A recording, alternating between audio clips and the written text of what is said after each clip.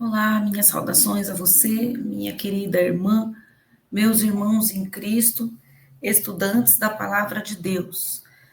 Nós vamos falar agora do tema muito importante, as profecias para o tempo do fim e o ataque de Satanás à aliança eterna.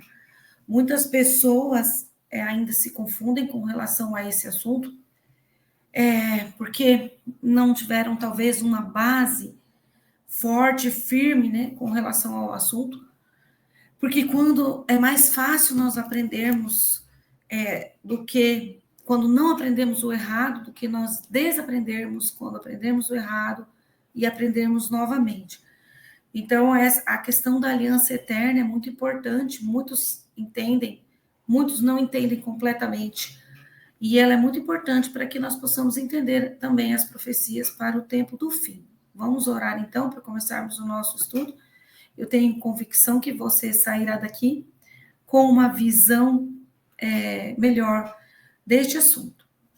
Pai de amor que estás no céu, me inspira agora, Senhor, para ajudar as pessoas a entenderem melhor a tua profecia do fim e a aliança eterna. Te peço pelos méritos de Jesus Salvador. Amém. Então, meus queridos, vamos começar as profecias do fim e o ataque de Satanás, a aliança eterna. Então, nós conhecemos a Bíblia, sabemos que no livro de Hebreus, né, temos a aliança eterna. Então, nós vamos começar falando dela no livro de Hebreus, explicando melhor com os detalhes. Depois vamos falar do sola escritura, depois vamos falar do Israel e Ismael espirituais, e depois vamos deixar um assunto também para darmos continuidade, que é a visão de Ellen White, muito interessante, muito importante também, os que se levantam junto com Jesus. Então, vamos seguir aqui o livro de Hebreus e a aliança eterna. Então, no livro de Hebreus, né, vamos ler aqui Hebreus 8, 6 e 7. Agora, porém, o ministério que Jesus recebeu é superior ao deles, assim como também a aliança do qual ele é mediador é superior à antiga, sendo baseada em promessas superiores. Pois, se aquela primeira aliança fosse perfeita, não seria necessário procurar lugar para outra aliança. Então, vamos estudar aqui. Eu vou só fechar a janela, porque começou barulho. Eu havia me esquecido de fechar. Então, é o seguinte, meus queridos. A aliança eterna, Jesus Cristo, por meio de Jesus Cristo, sempre foi.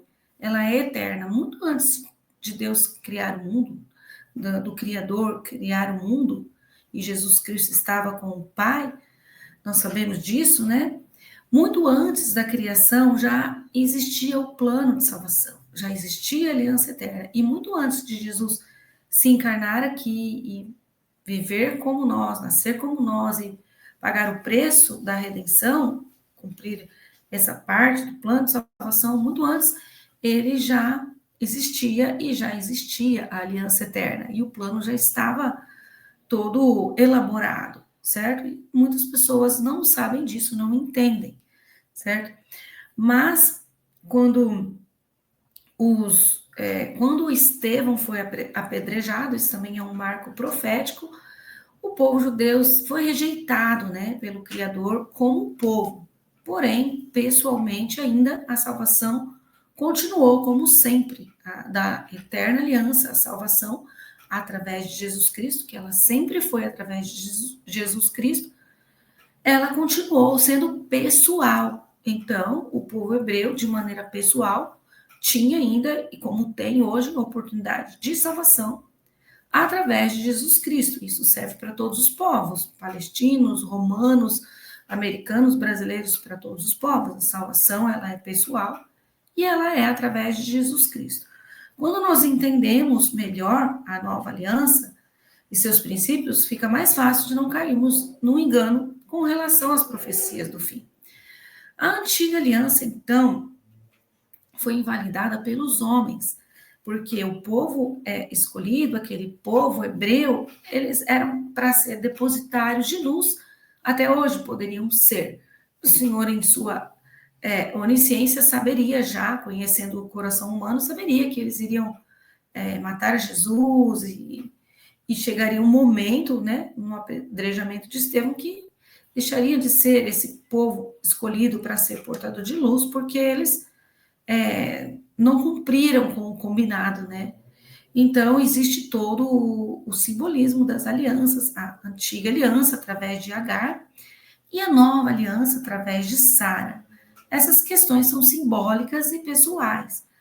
Então, em se falando do conflito entre israelenses e palestinos, israelenses e ismaelenses, né, os israelenses e os árabes hoje, de maneira geral, isso é bíblico também e é profético também. Né? Sempre na Bíblia existiu dois lados, né? Caim e Abel, o lado do desobediente e o lado do obediente, né?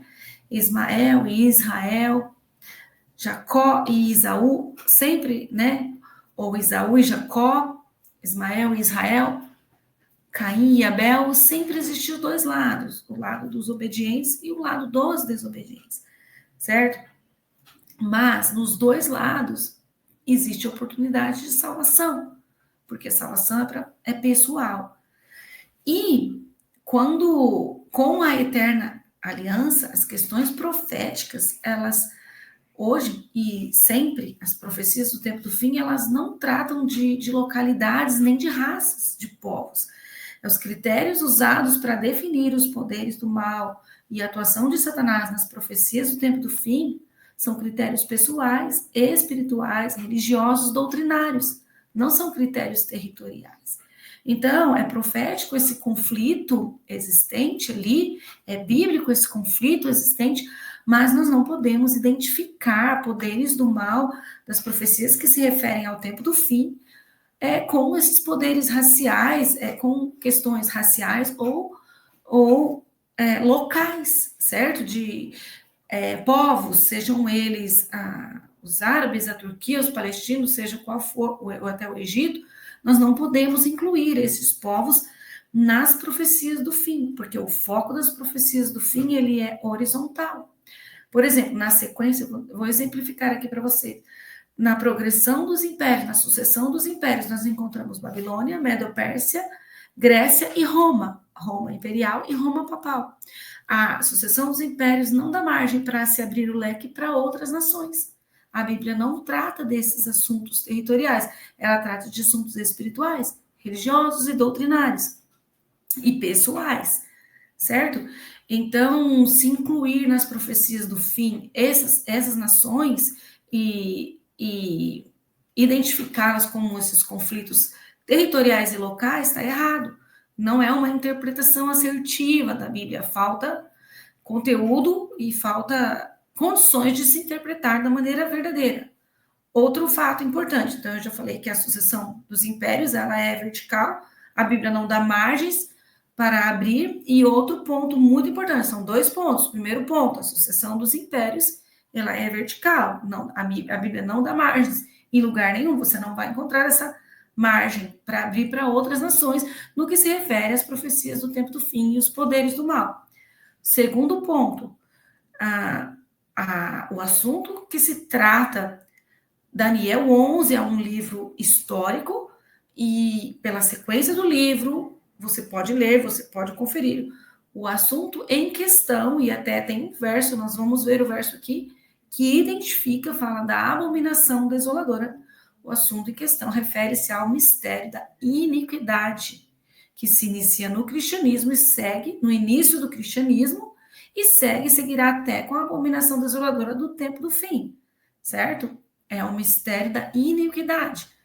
Então, Mateus 25 se refere à abominação desoladora ali do primeiro cerco, mas haverá no segundo fim uma segunda, que é o decreto dominical. Ela é identificada claramente na Bíblia como o mistério da iniquidade, que se inicia no começo do cristianismo e se finaliza ali no desenrolar do conflito ali no decreto dominical. Então, também não dá margem para abrir para outras nações. As profecias do tempo do fim se referem a questões espirituais, como o mistério da iniquidade, religiosas dentro do cristianismo, e pessoais e doutrinárias, certo? Nós vamos entender melhor quando identificarmos o Rei do Norte e o Rei do Sul.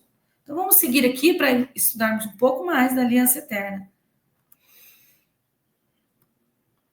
chamando nova essa aliança, ele tornou antiquada a primeira, e o que se torna antiquado e envelhecido está a ponto de desaparecer.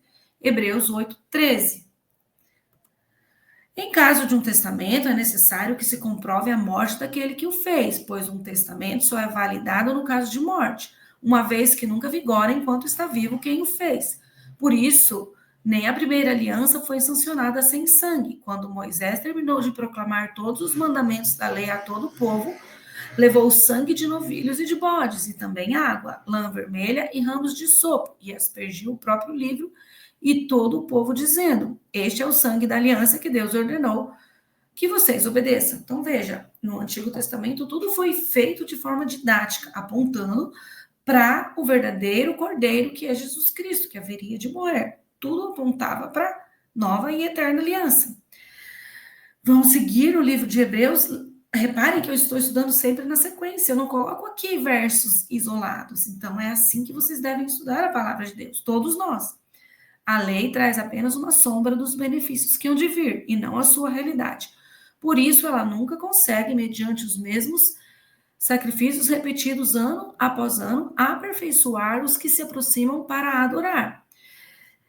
Se pudesse fazê-lo, não deixariam de ser oferecidos, pois os adoradores, tendo sido purificados uma vez por todas, não mais se sentiriam culpados de seus pecados. Contudo, esses sacrifícios são uma recordação anual dos pecados, pois é impossível que o sangue de touro e bodes tire os pecados. Então, aqui confirmando o que já foi mencionado, foi uma questão didática. O Senhor quis morar com o seu povo e ali no santuário que ele ensinou que fizessem, representando o verdadeiro que está no céu, ele mostrou todo o plano de salvação de forma didática, que apontaria para o Salvador, o verdadeiro cordeiro que morreu de uma vez por todas por nós. Então vamos agora ler um trecho de Jeremias 31, de 31 a 34, para entendermos mais da nova e eterna aliança. Estão chegando os dias, declara o Senhor, quando farei uma nova aliança com a comunidade de Israel e com a comunidade de Judá. Não será como a aliança que fiz com os seus antepassados. Vejam bem, é a nova aliança. Quando os tomei pela mão para tirá-los do Egito, porque quebraram a minha aliança, apesar de eu ser o Senhor deles, diz o Senhor. Essa é a aliança que farei com a comunidade de Israel depois daqueles dias, declara o Senhor. Porei a minha lei no íntimo deles e a escreverei nos seus corações. Serei o Deus deles e eles serão o meu povo.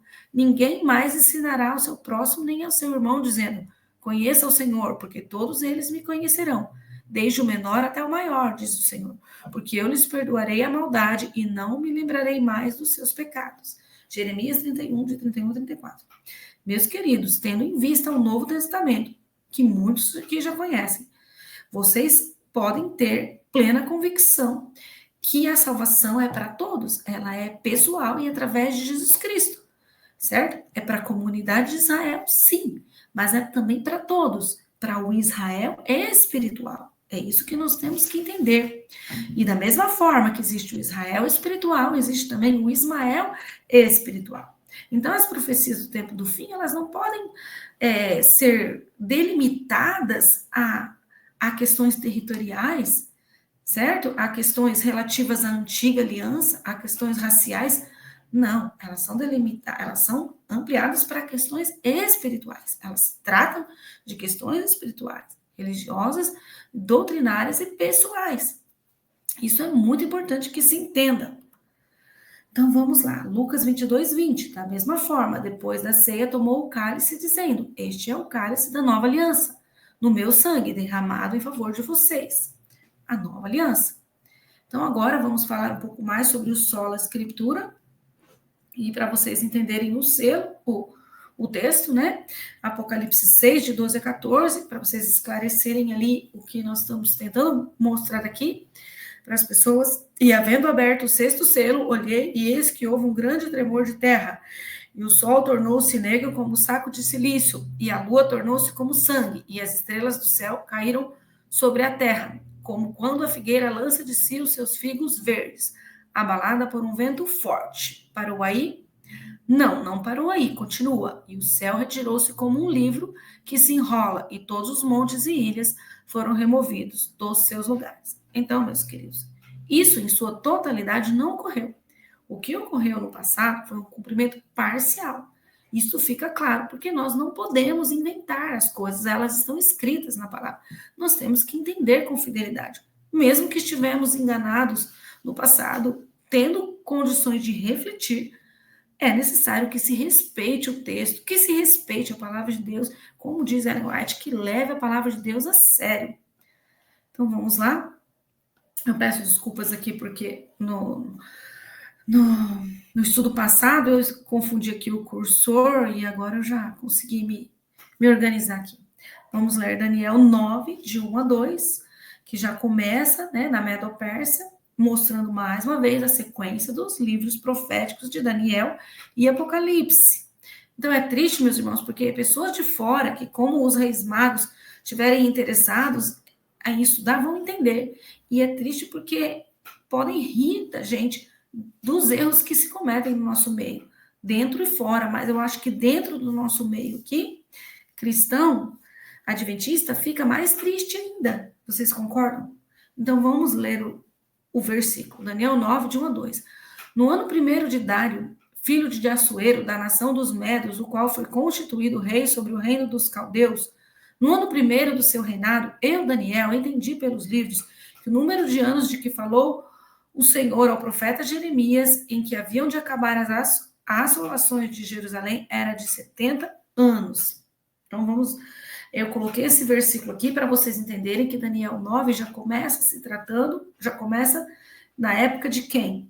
Da Medo-Pérsia, de Dário. Então, ele não trata nada, não traz visão nenhuma do passado, simplesmente na época de Dário em diante, que serão as visões. E esse é o princípio que não pode ser desprezado, que não pode ser ferido, que não pode ser jogado na lata do lixo, como estão fazendo. Daniel 11, agora vamos seguir para o livro histórico de Daniel 11. 11:31. Esse versículo aqui, somente esse versículo já derruba interpretações que incluem países do Oriente, Turquia, na profecia do fim, que é um absurdo. Vamos ler. E sairão a ele os braços que profanarão o santuário e a fortaleza, e tirarão o contínuo sacrifício, estabelecendo a abominação desoladora. Esse termo, abominável da desolação, até a própria profetisa Ellen White o identifica como o decreto para o futuro, apesar de Mateus 25 já ter descrito o primeiro cerco, haverá o segundo cerco. E ele tem a ver, todo o livro de Daniel tem a ver com o foco dos poderes espirituais do cristianismo. Roma, o foco da profecia aqui é Roma. Então, nós identificamos pela Bíblia o rei do sul como o espírito do Egito. Se você é estudante da palavra, você vai entender que a palavra espírito aqui quer dizer mentalidade do Egito. Qual é essa mentalidade? Preste bastante atenção. É a negação de Jesus declarada ou pelo espiritualismo, tá? Aí você pode falar, mas tem espíritas, né, que creem em Jesus. Esses daí, no caso, são católicos, porque os católicos também são espíritas. Esses daí clamam pelo sangue de Jesus. Eu estou falando aqui do espiritualismo de uma maneira geral e a negação de Jesus declarada. Alguns até podem aceitar, não até falar de Jesus, mas como uma pessoa qualquer, um profeta qualquer, entendeu? Eles não têm entendimento. Não clamam pelo sangue de Jesus e estão em ligação direta com Satanás. Rei do Sul é identificado, e eu repito a você, que esses termos, esses poderes, esses simbolismos da profecia do fim se referem a doutrinas, religiões, questões espirituais, pessoais, e não questões territoriais, entendem? Não é possível que se interprete assim, e as pessoas que estão enganadas devem acordar. Para isso é esse estudo, certo? E agora vamos falar aqui sobre o Rei do Norte, identificado como papado, o que trouxe o mistério da iniquidade e trará a abominação desoladora. Muito claro, mais uma vez, mais um estudo esclarecendo as escrituras com a intenção de tirar as pessoas do erro, do engano, certo? Então, a questão de Israel e Ismael são questões espirituais que sempre existiram na Bíblia.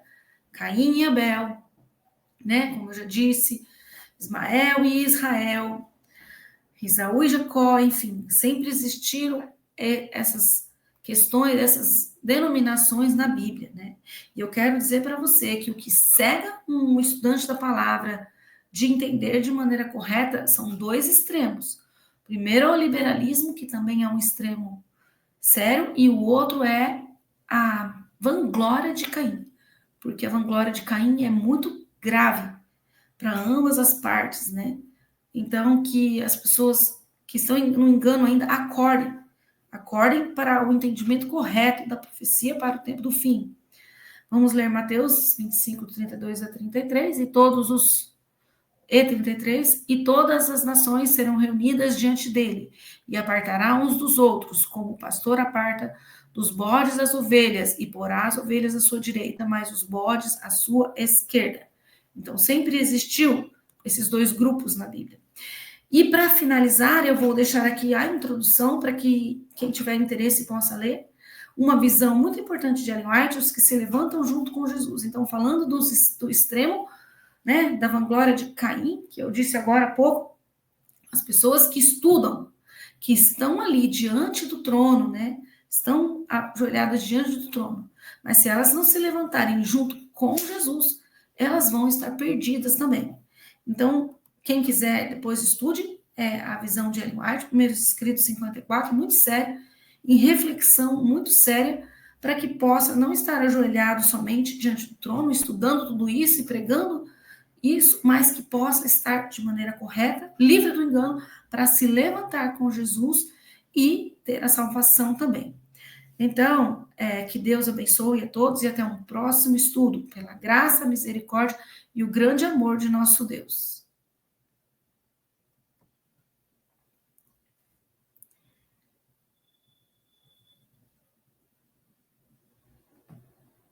Deus abençoe, fiquem com Deus.